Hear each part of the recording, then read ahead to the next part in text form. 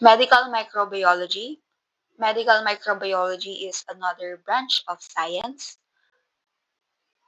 specifically the microbiology that deals with microorganisms. It may be bacteria or virus or fungi that can cause human disease and how they interact with the host. So this medical microbiology focuses on these three things. We have pathogenesis, diagnosis, and control. Pathogenesis, it is the study of the source and the development of disease.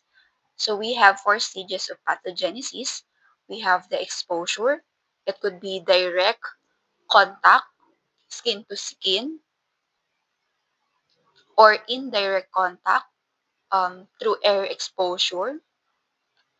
So the host or the human may have this bacteria causing disease, and then once the microorganism attaches to the host, it will colonize, or what we call here the adhesion. There's an attachment of this microorganism to the host, and it's very crucial for them to invade the host. So the next is invasion, and then the last is infection. Infection can be systemic. It will affect the body system of a human. The next is diagnosis. So diagnosis have these types. We have the comprehensive, the recall, the specific problem, the emergency and screening diagnosis. So this diagnosis is the identification of the nature of an illness or the problem by examination of the symptoms. Usually, this diagnosis will be done by a medical doctor actually, and then it is followed by control.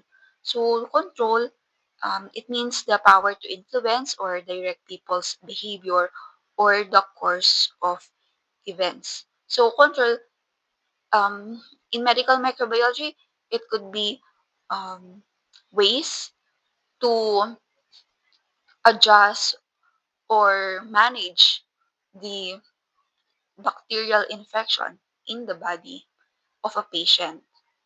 So that's all. If you like this video, please share and subscribe. Thank you for watching.